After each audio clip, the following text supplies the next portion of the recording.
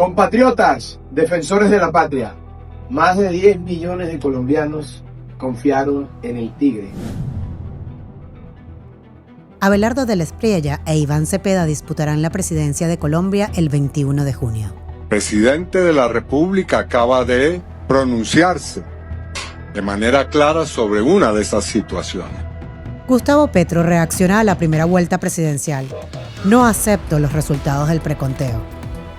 Paloma Valencia reconoce derrota y anuncia su apoyo a Abelardo del Espriella. De manera personal, hoy, como Paloma Valencia, anuncio mi apoyo al doctor Abelardo de la Espriella e invito a que derrotemos a Cepeda.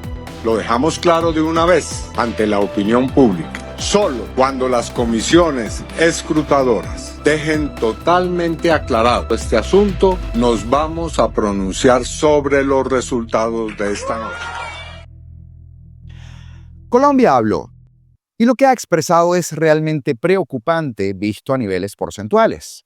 Sin embargo, en nuestro hermano país no se ha dicho la última palabra. El trabajo, por supuesto, no está hecho. Y de hecho, queda mucho por hacer.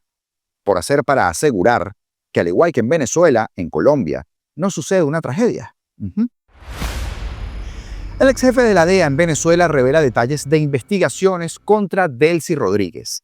Y para que tengan una idea, la corrupción es lo más light que tiene la monarca en el expediente. Nicolás Maduro Guerra dice que no tiene la sensación de que los venezolanos quieran votar este año. Qué raro, ¿verdad? Qué raro que no sepa que los venezolanos lo queremos a él tras las rejas. Otro preso muere en las mazmorras de Delcy Rodríguez por voluntad de sus carceleros. Y la situación, tristemente, parece que va a empeorar. Y claro, el ministro de Penitenciarías sigue allí, muy campante. Acompáñame a repasar las últimas horas y te las cuento el día de hoy, lunes 1 de junio de 2026. Comienza un nuevo mes. Augusto Navarro en tu espacio que lleva por nombre Apolítico. Comenzamos. Si Venezuela comienza una senda de recuperación en los próximos meses, y esperemos que sí, por supuesto, y Colombia, por su contraparte, se va por el despeñadero de Cepeda, pierde Colombia y pierde Venezuela. Si Colombia pone nuevamente al volante a otro guerrillero, pierde Colombia y pierde Venezuela.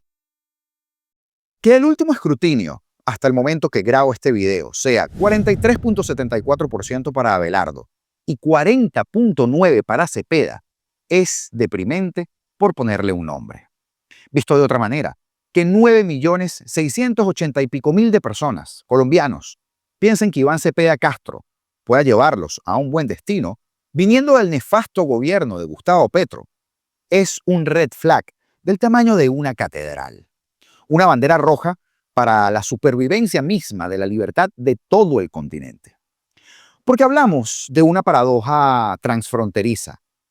Los espejos cambiados. ¿A qué me refiero?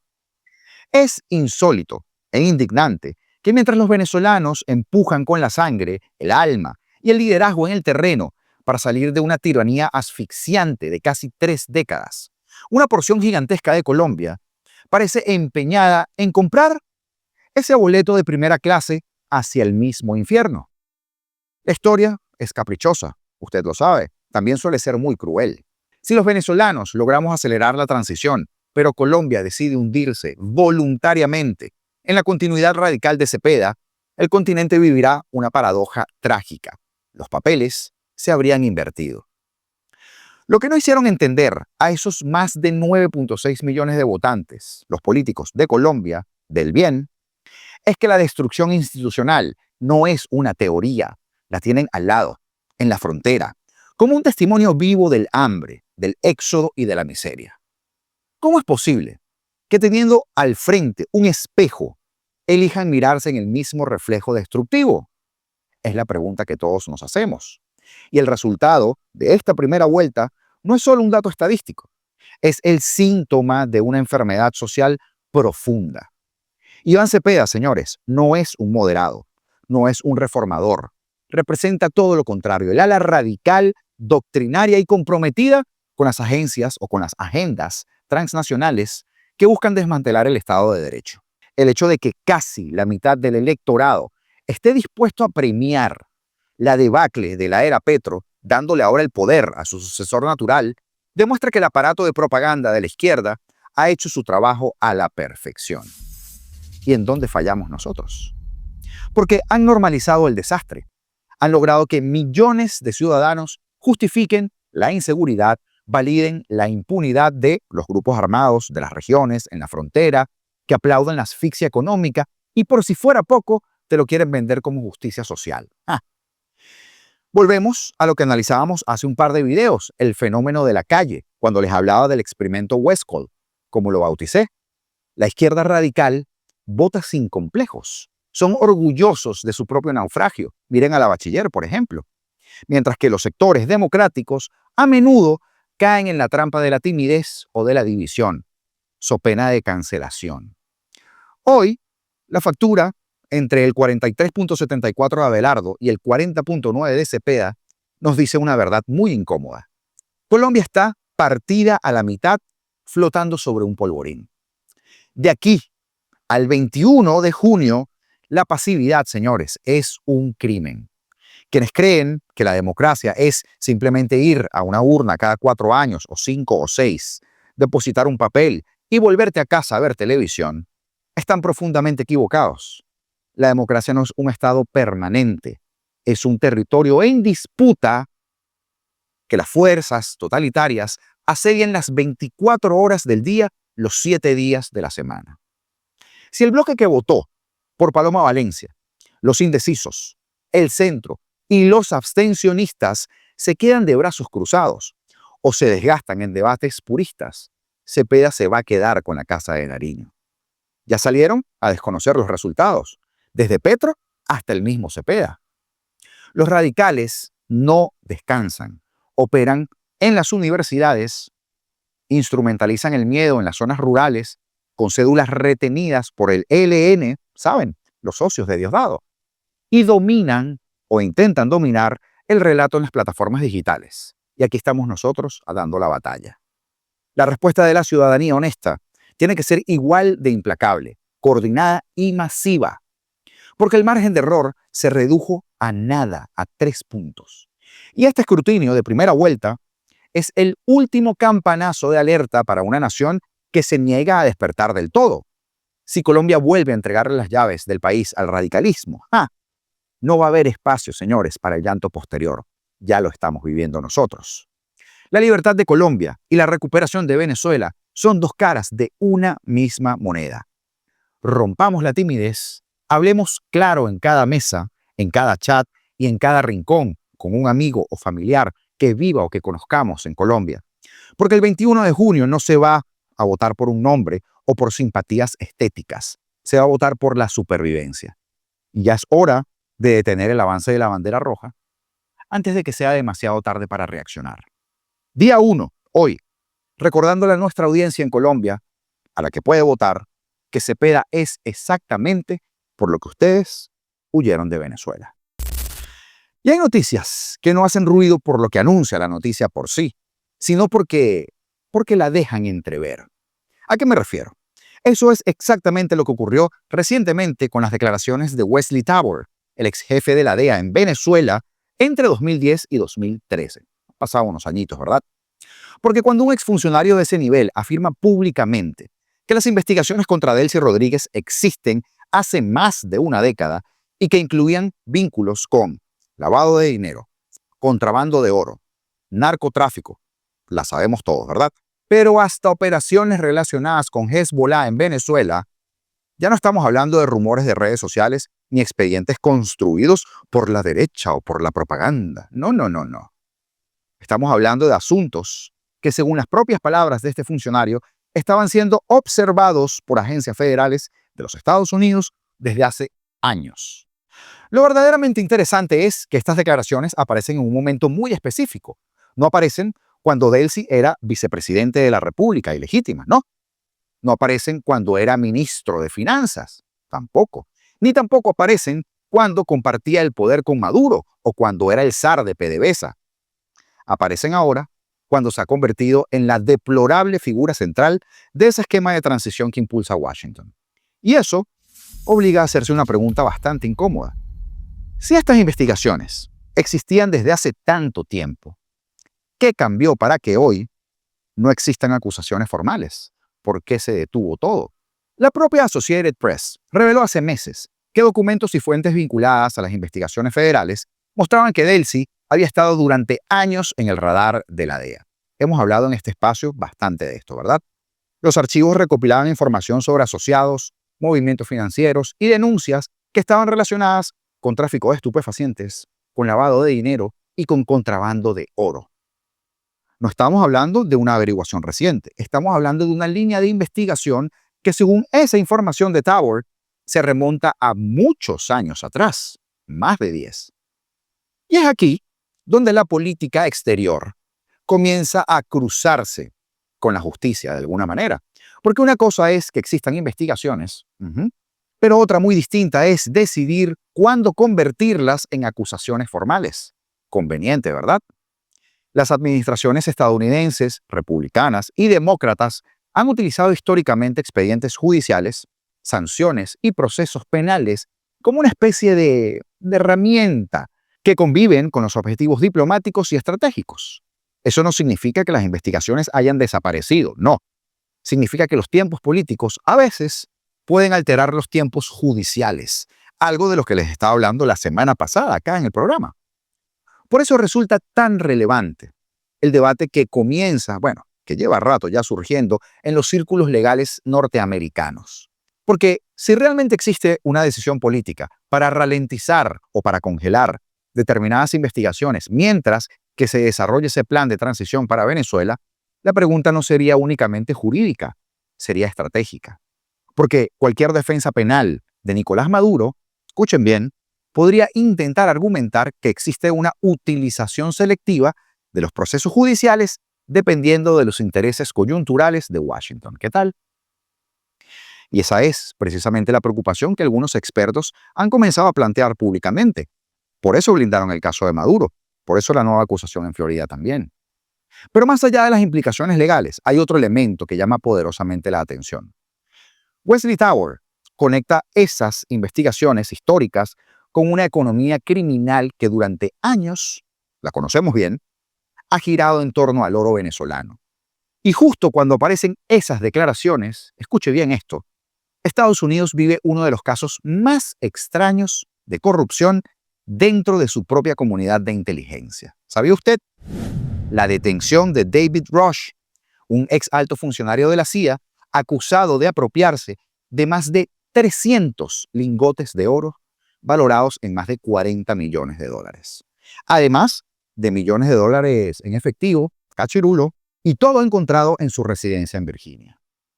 ¿Existe una conexión demostrada entre ambos hechos? No.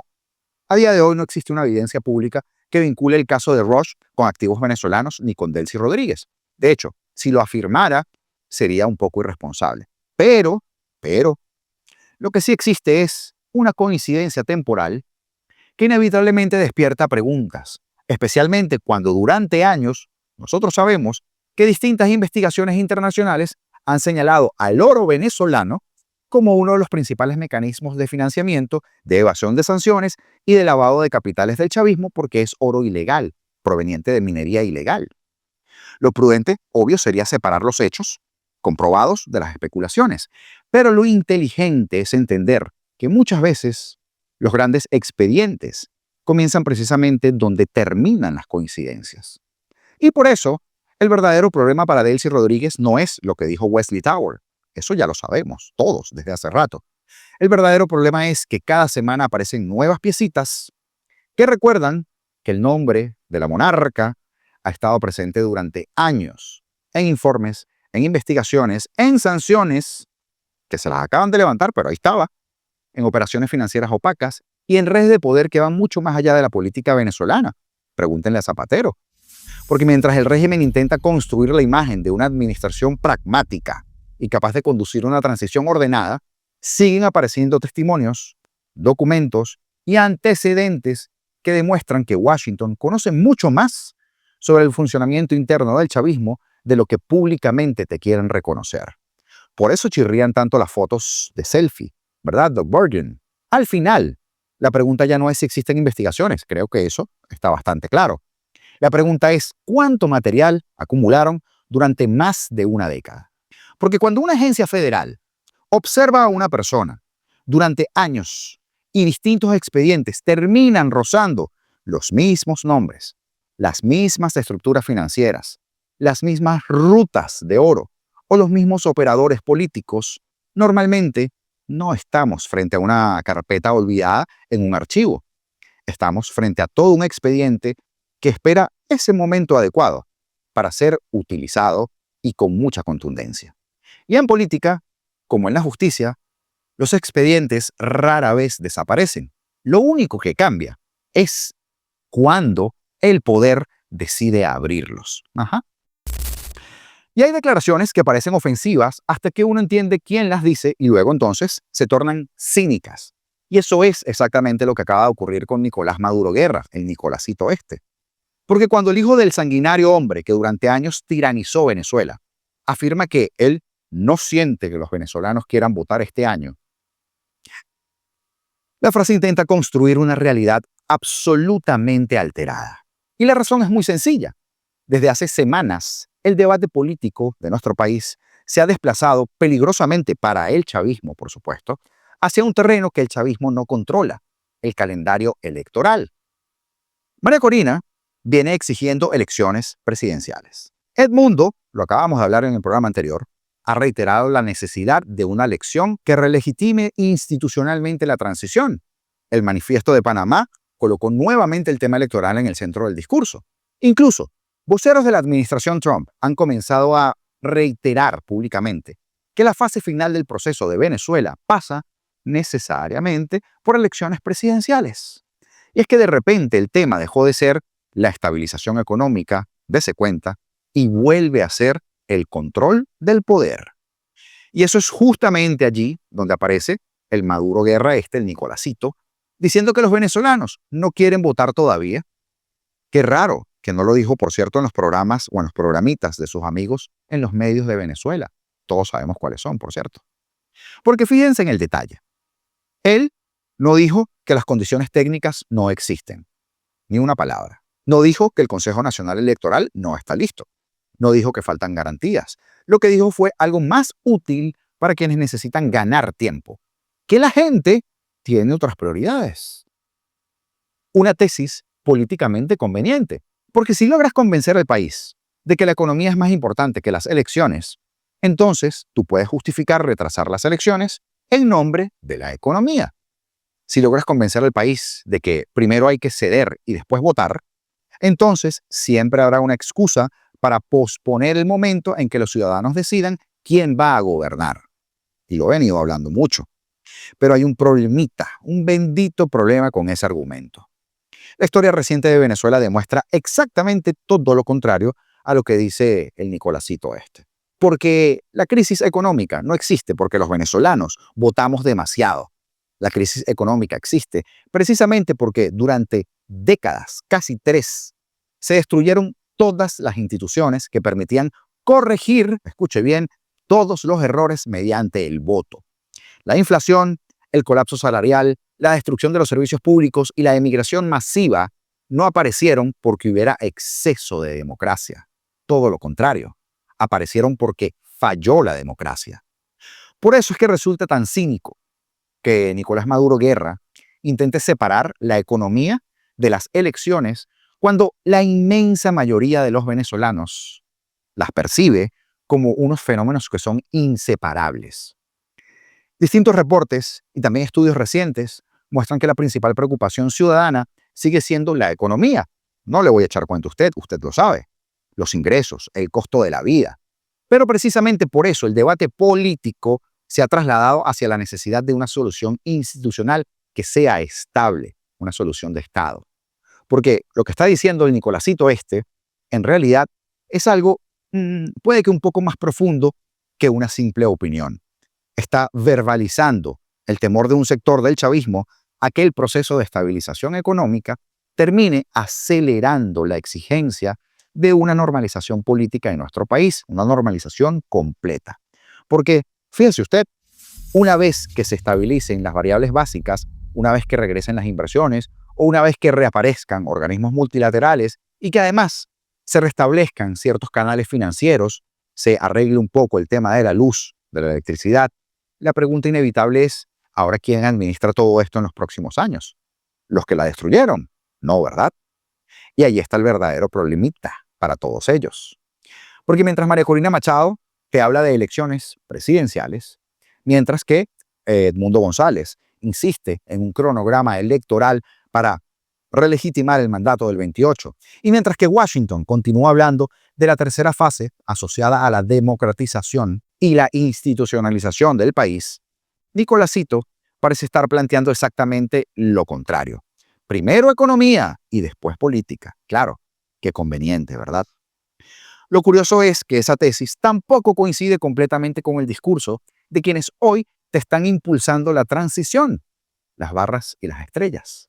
Porque incluso dentro de los sectores que apoyan el proceso actual, existe la convicción de que la estabilización económica y la apertura política deben avanzar de forma simultánea y no de forma secuencial.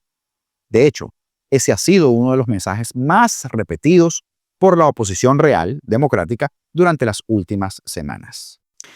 Esa es la razón por la que esta entrevista de Nicolásito, donde dijo toda esta sarta de tonterías, dice mucho más de lo que quiere aparentar, porque no parece una reflexión espontánea, parece más bien un globo de ensayo. Es, a todas luces, un intento de medir la reacción pública ante la posibilidad de que se retrase el debate electoral. Parece, en otras palabras, el discurso de quien comienza a percibir que el reloj político avanza más rápido de lo que a ellos les gustaría, y usted lo sabe. Porque si hay algo que demuestra la historia reciente, que es cíclica, la historia reciente de nuestro país, es que la economía puede sobrevivir un tiempo sin democracia. Lo que nunca logra sobrevivir indefinidamente es una transición sin que haya una fecha de llegada. Eso nunca. Y quizás por ello resulta tan revelador que mientras la oposición habla cada vez más, repite y repite lo de las elecciones presidenciales, desde el entorno del antiguo poder empiezan a multiplicarse las voces que explican por qué todavía no es el momento de votar. O, como la loca de Iris Varela, no, Maduro está por llegar. Ajá. Porque normalmente cuando alguien insiste demasiado en que no hay apuro para convocar elecciones, es porque entiende perfectamente lo que significarían unos resultados electorales. En la conversación, el prófugo de la justicia de los Estados Unidos, el muchacho este, repitió que desde el gobierno reconocen que durante años se habían cometido excesos y por esa razón ofreció perdón. Palabras cínicas, porque decía, sí hubo momentos muy duros, errores que cometimos, excesos por los que, como el chavismo o como chavismo, debemos pedir perdón. La responsabilidad de dar el primer paso nos corresponde a nosotros. ¡Bravo! ¡Qué lindo! Y yo te agrego algo, Nicolásito. Tienes que cumplir tu condena, porque no es de pedir perdón y ya. Al preguntarle sobre qué excesos ocurrieron, él dijo que hubo en la actuación de los cuerpos de seguridad, que hubo excesos en la justicia al no garantizar procesos justos o el derecho a la defensa de los acusados. Y ya, hasta ahí. Sobre las razones por las que todavía hay presos políticos en Venezuela, que le preguntaron también, Nicolásito dijo que los que siguen detenidos no son simples disidentes. Se trata sobre todo de personas que intentaron atentar contra mi padre. Delitos así no están contemplados por la ley. Qué conveniente, ¿verdad? Vaya, vaya. En la misma entrevista esta, el hijo de Maduro también afirmó que su padre comparte una celda con otros 18 reclusos desde la Semana Santa. Que bueno, ojalá fueran 35 más. Donde pasa el tiempo, según él, estudiando la Biblia, que no le debe quedar nada aquí, leyendo textos de metafísica, oh caramba, obras completas de Simón Bolívar y clásicos de la literatura como Hamlet. Me imagino cómo estará ese inglés de Maduro, ¿verdad? Mientras que intenta adaptarse a las severas condiciones de reclusión y a una dieta que le preocupa a su entorno debido a que su salud ya no tiene un chef que le ponga la carnita con la sal, ¿verdad? Ay, qué lástima. Ahora pongámonos más serios, porque hay muertes que se producen lentamente, las que llegan después de meses o de años de un abandono deliberado.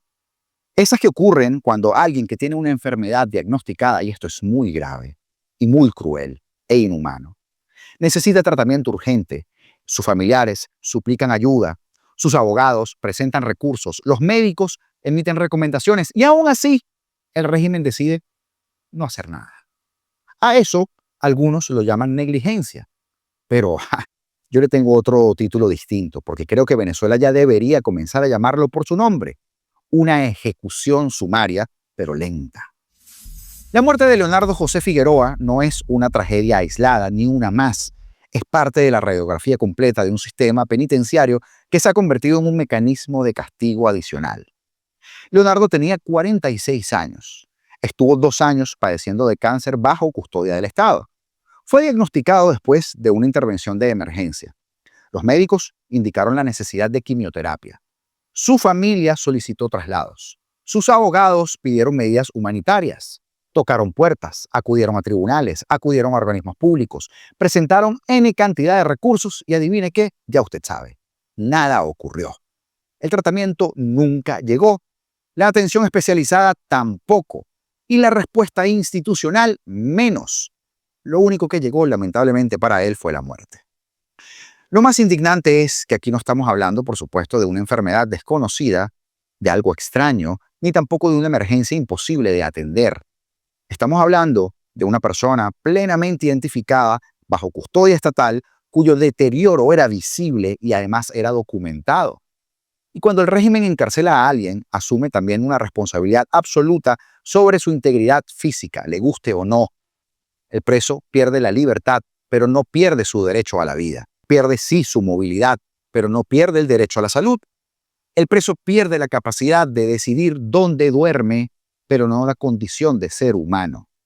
Sin embargo, en Venezuela, pareciera que estos reyesuelos, que estos funcionarios consideran que una prisión equivale a una sentencia de abandono y ya usted sabe, de cruzar el páramo. Y en el caso de Leonardo es aún más grave, porque encaja dentro de un patrón que ya no puede ser, no debe ser explicado como una mera coincidencia. El Observatorio Venezolano de Prisiones denuncia que al menos 19 personas privadas de libertad murieron bajo custodia estatal entre abril y mayo. 19. Estamos hablando de una cifra escandalosa en apenas semanas. Estamos hablando de un sistema donde la muerte parece haberse convertido en una consecuencia rutinaria del encarcelamiento. Lo que describe la abogada Teresli Malavé resulta todavía más alarmante. Hay más de 50 presos políticos que padecen enfermedades crónicas y, según su denuncia, continúan sin acceso adecuado a tratamientos. Dígame si eso no es un genocidio o el comienzo de. Porque no solo estamos hablando de personas que están tras las rejas, ni siquiera a quienes se encuentran bajo arresto domiciliario logran acceder con normalidad a consultas, exámenes, tratamientos o medicinas. Es decir, el problema ni siquiera es la infraestructura penitenciaria, para que vean lo grave que es. El problema es una decisión política de ignorar a propósito, sistemáticamente, el deterioro de quienes están bajo el control del Estado. Por eso es que cada vez resulta más difícil aceptar la narrativa oficial cuando aparecen anuncios grandilocuentes, amnistías, liberaciones, centros para adultos mayores, supuestas políticas humanitarias. Porque mientras los voceros del poder organizan rueditas de prensa y discursitos sobre reconciliación, los familiares siguen preguntando en tribunales, en cárceles, en hospitales, en ministerios, intentando conseguir algo tan básico como una cita médica.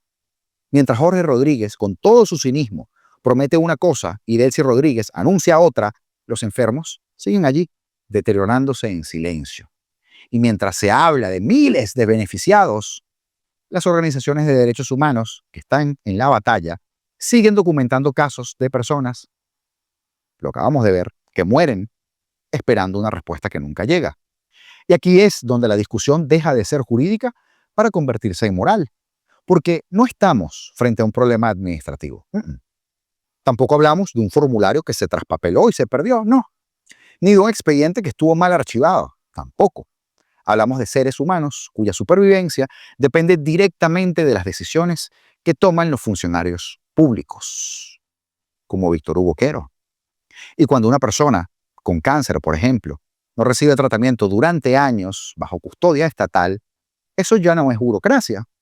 Cuando una persona necesita atención especializada y se le niega una y otra vez, es o no es un retraso administrativo. Y cuando una familia sale a los medios y advierte una y otra vez el deterioro de un preso y nadie actúa hasta que cruza el páramo, hasta que se despide de este plano, no es un error, es la conducta del régimen. Y por eso resulta tan incómodo para estos tipos que organizaciones como el Observatorio Venezolano de Prisiones, Justicia y Proceso o los familiares de las víctimas sigan documentando estos casos, porque desmontan todo relato oficial, porque demuestran que detrás de los anuncios y de las estadísticas y de las promesas sigue existiendo una realidad mucho más oscura. Personas que mueren lentamente, mientras que el Estado se ríe porque se ríen y observa. Y lo más perverso de todo esto es que estas muertes casi nunca producen el mismo impacto que produce un paredón, por decirlo de alguna manera, o una ejecución directa, porque no generan imágenes grandilocuentes, excesivamente gráficas, no aparecen en videos virales, no tienen dramatismo inmediato de algo repentino, son silenciosas, son administrativas, son muertes burocráticas, muertes en que se producen entre sellos, oficios, traslados negados y tratamientos suspendidos. Pero el resultado es exactamente el mismo. Porque al final, la diferencia entre negarle la atención médica a una persona que la necesita urgentemente y alar un gatillo es una diferencia de método. Simplemente eso.